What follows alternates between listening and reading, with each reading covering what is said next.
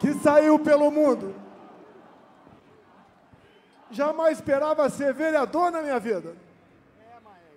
Acabei sendo. Desculpa o gesto, me bonito demais. Fui ser deputado federal. E só um milagre explica a minha eleição para presidente em 2018. Milagre da vida. E que entendo eu, na minha fé, um propósito de Deus. Quem me acusa pode ter muita coisa ao seu lado, mas nós temos 3 que eles não têm. Nós temos Deus, a verdade e grande parte da população brasileira. Vocês me fortalecem para ser o porta-voz de vocês. Vi agora há pouco aqui uma faixa, diga-nos o que fazer. No final eu falarei. As coisas acontecem na vida da gente.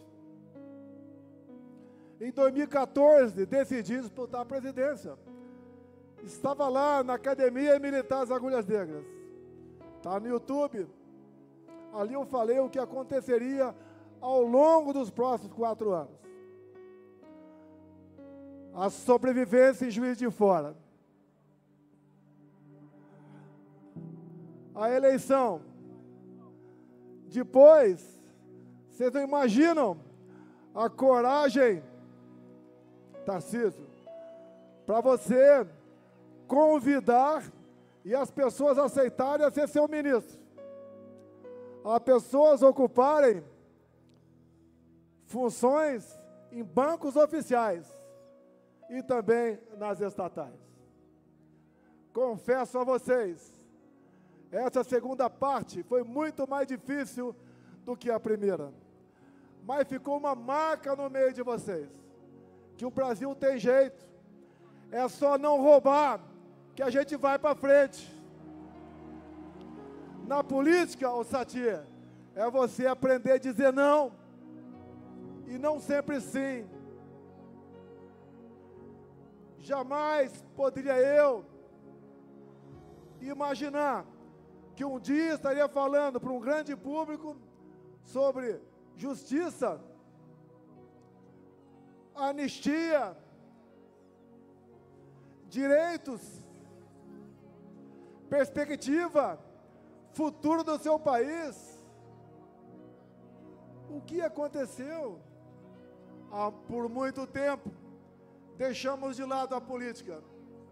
Sempre dizíamos que os políticos eram todos iguais. E as cadeiras vazias foram ocupadas com este pessoal da esquerda que está aí. Em 2018, quem decidiu a eleição foi esse cara aqui.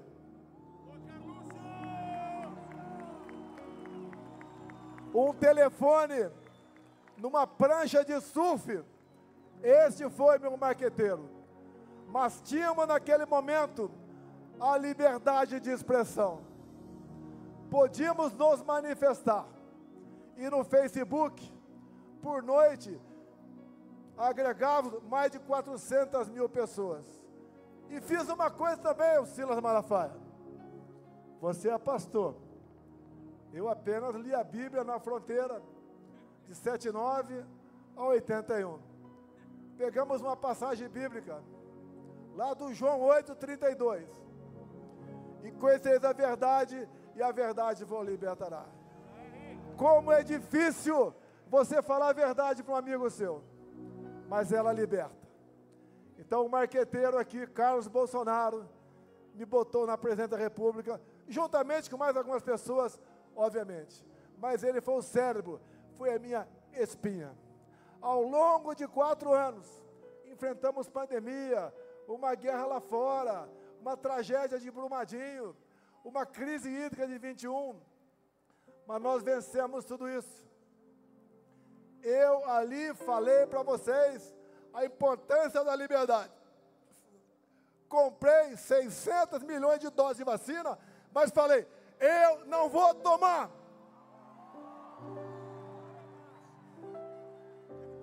Você tem que ter liberdade para escolher o seu futuro. Você arca com as consequências. Não vou entrar nessa questão.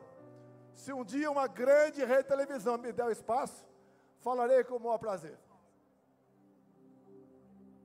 Acabando 22. A mão pesada do Tribunal Superior Eleitoral fez-se valer na balança, onde eu era proibido de fazer tudo, o outro lado podia fazer qualquer coisa. Me acusar de tudo, até da morte da Marielle Franco. Me acusar de genocida, de misógino, de não gostar de nordestinos, de não gostar de negros. Eles podiam tudo. Tivemos até a tal cartinha pela democracia, que me tirando de lá, estariam garantindo a democracia no Brasil. Olha que eles botaram no meu lugar. Se fala em golpe, quem tirou o cara da cadeia? Quem o descondenou? Quem botou a mão pesada na balança do TSE? Quem o colocou na presidência da República para pagar vexame agora? Como acabamos de ver, a Embraer perdendo um contrato de 15 bilhões de reais. Uma empresa outra. Porque na Rússia estava ao lado de ditadores e criminosos de guerra o atual presidente do Brasil. Outras consequências virão quando Lula assume telado no conflito Irã-Israel.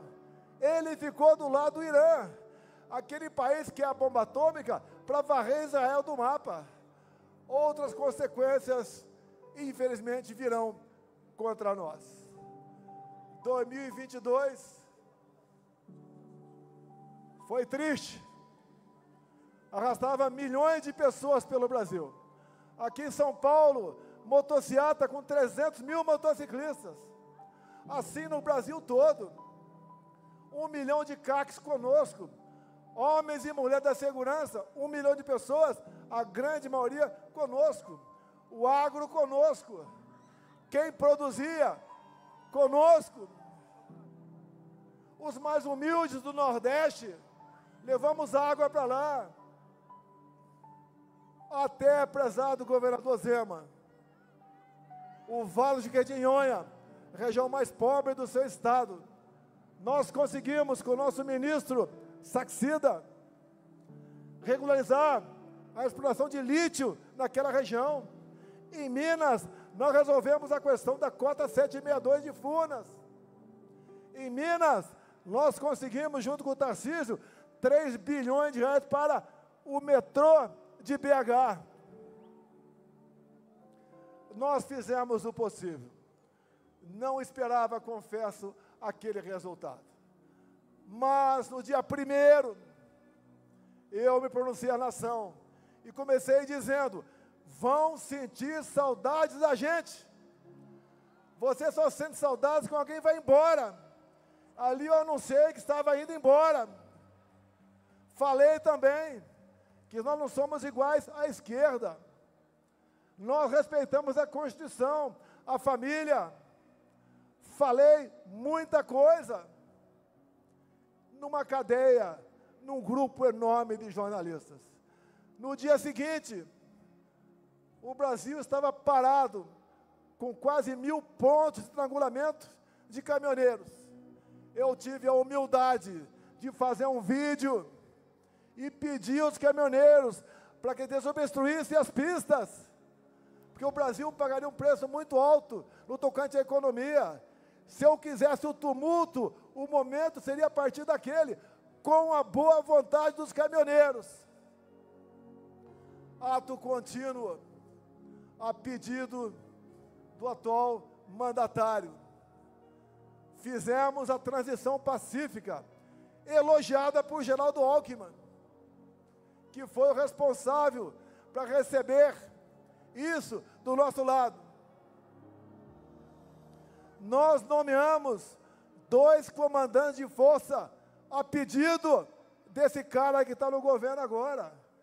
Quem quer dar golpe, nomeia comandantes a pedido do opositor. No dia 30 de dezembro, graças a Deus, resolvi sair do Brasil. Algo me fez sair do Brasil. Não era apenas para não passar faixa. Jamais eu passaria faixa para um ladrão.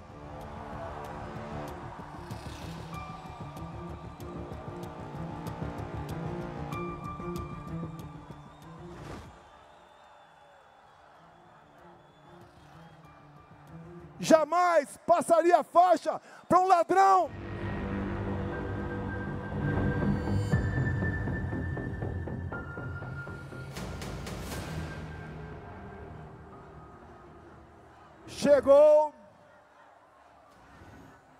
Chegou o fatídico 8 de janeiro. Um movimento, mais do que claro, orquestrado pela esquerda. Lula não estava em Brasília. No dia anterior, ele foi para Araraquara, porque sabia o que ia acontecer. Tanto é que as imagens de quase 200 câmaras sumiram. Tudo foi quebrado antes daquelas pessoas que, em parte, estavam no acampamento chegaram. No dia seguinte, essas pessoas foram presas. E assistimos hoje condenações a 14, 15, 16, 17 anos de prisão. Como a semana passada, uma mulher com 7 filhos, 6 menores, foi condenada a 14 anos de cadeia. Essa mulher era golpista? Como a Débora, que seus familiares estão aqui agora. Por Maria foi confirmado 14 anos de cadeia, ela com 2 filhos pequenos. Isso não é justiça, é uma brutal injustiça. Por isso nós lutamos por anistia, que é um remédio previsto na Constituição, de iniciativa própria do Parlamento brasileiro, independentemente de qualquer um dos outros 2 poderes. É o caminho da pacificação. E quem colabora com ela, mesmo sendo algoz, concordando, é um gesto de altruísmo. Nós esperamos que essa anistia tenha o apoio dos outros 2 poderes, além do poder legislativo. Nós podemos mudar o destino do Brasil. Nós podemos trazer a pacificação.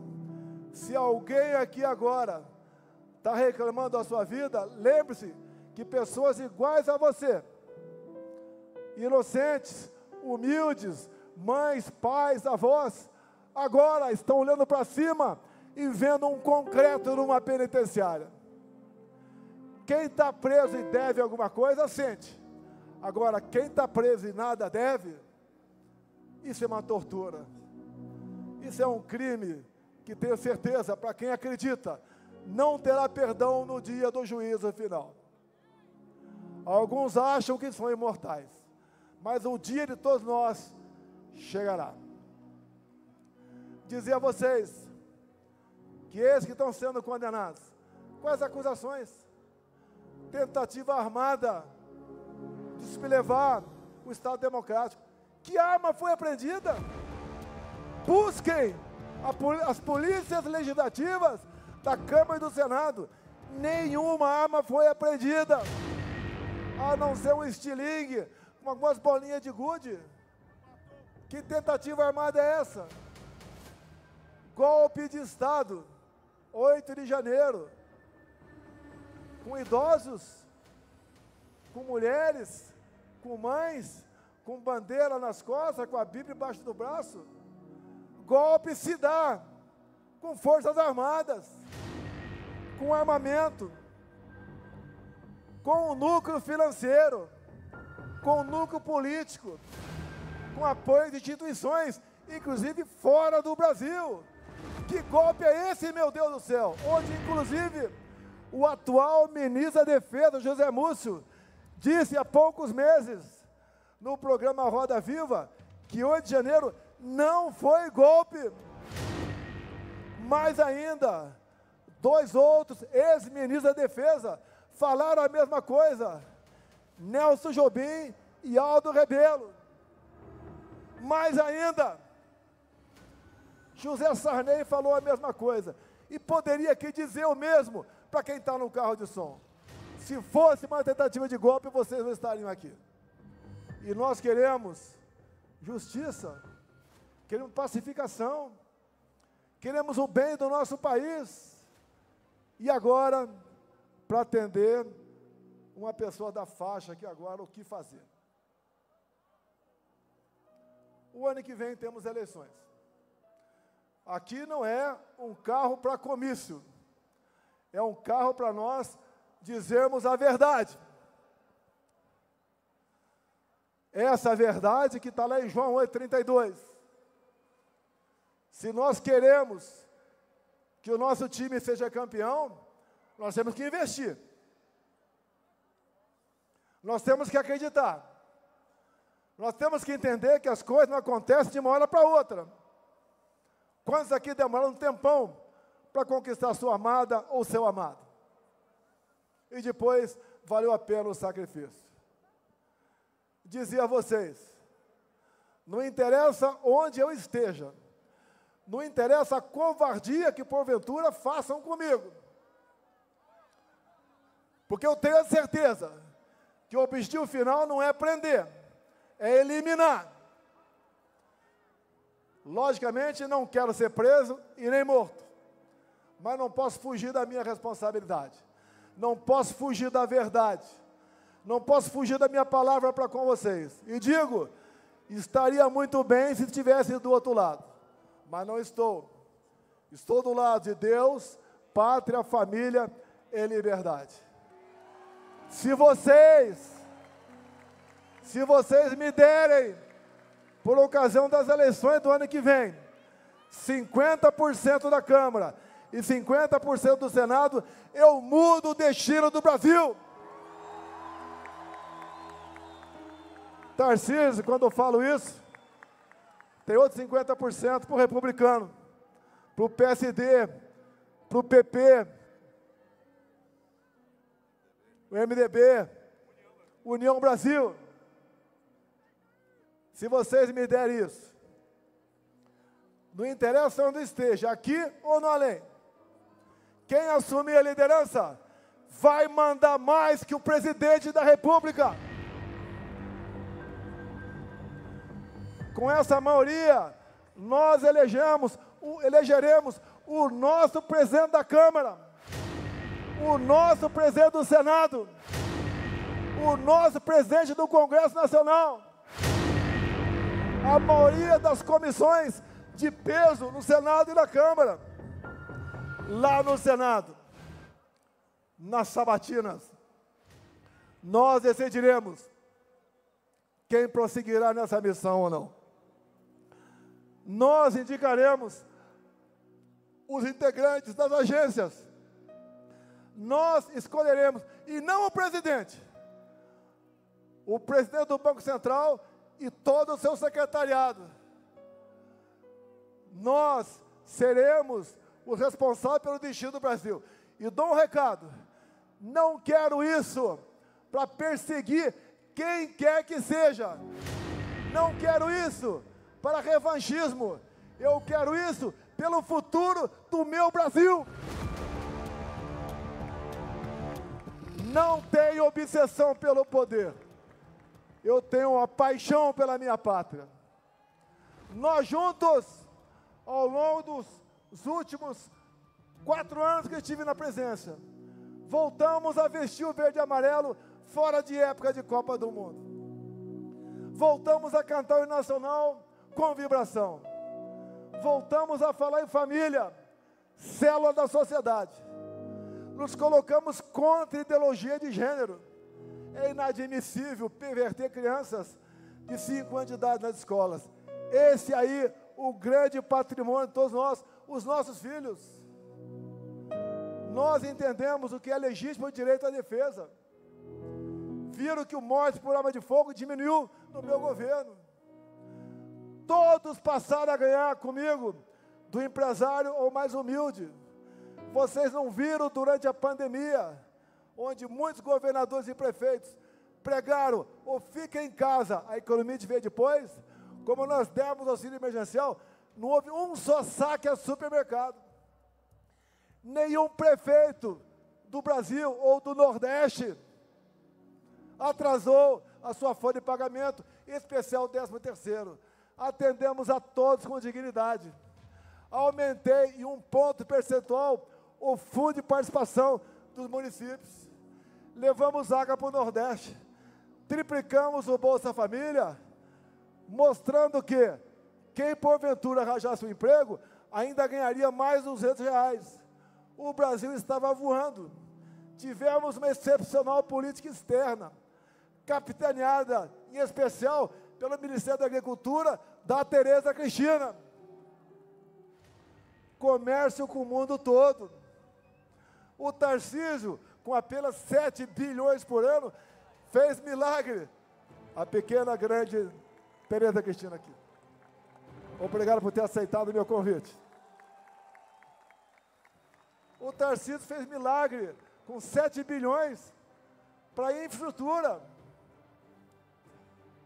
E assim foram a maioria dos meus ministros.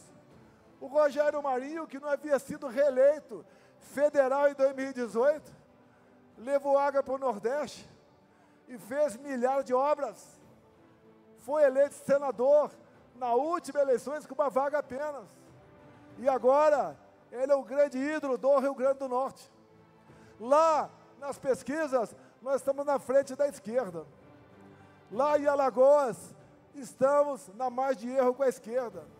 Na Bahia, uma perda enorme. Na Bahia do João Roma, uma perda enorme da esquerda. No tocante, a posição de aceitação. Nós temos como resolver o Brasil. Me permita repetir. Me deem 50% da Câmara e 50% do Senado, que eu mudo o destino do Brasil.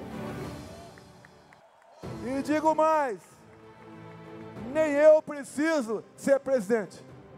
O Valdemar me mantendo como presidente de honra do Partido Liberal, nós faremos isso por vocês. Me processam, mas não me processam por corrupção, por desviar recursos da Petrobras, por ter assaltado o fundo de pensão do Banco do Brasil ou dos Correios. Não me processam por ter achado dinheiro no apartamento meu, ou ter um sítio em algum lugar, ou um apartamento na beira da praia. Me processam por uma fumaça de golpe. Que golpe é esse que até hoje o Mossad não está sabendo sobre ele? Minhas senhoras, meus senhores, obrigado por mais esse momento. Nós temos alternativa, mas ela se perpetua pela confiança entre nós. Não me sinto bem na posição que me encontro, me omitir, me calar.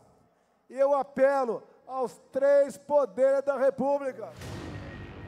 Sentem, conversem, pacifiquem o Brasil. Voz de liberdade, esses inocentes do 8 de janeiro. Quem porventura quebrou alguma coisa, que pague. Mas julgar e prender de baseada, isso não existe em nosso ordenamento jurídico. Não quero crer que seja vingança de uma pessoa ou de outra. Todo o Brasil sabe o que está acontecendo. Nós queremos um Congresso altivo. Nós queremos um Supremo respeitado. Nós queremos um Executivo trabalhando para o bem-estar do seu povo e não em alianças momentâneas por parte de uma minoria em causa própria. O Brasil é um país fantástico. Repito, ninguém tem o que nós temos. Quem tem uma biodiversidade como a nossa, terras agricultáveis como a nossa, belezas naturais, um povo amigo, As mulheres mais bonitas do mundo estão aqui no Brasil. Me desculpe os casados, mas eu sou casado com a mais bonita das bonitas. Nada como homem com o seu coração apaixonado. E 3 Is. A todos vocês, muito obrigado por esse momento. Vamos nos preocupar com as eleições do ano que vem. Vamos mudar o destino do Brasil. Obrigado, São Paulo. Obrigado, Brasil. Brasil, acima de tudo.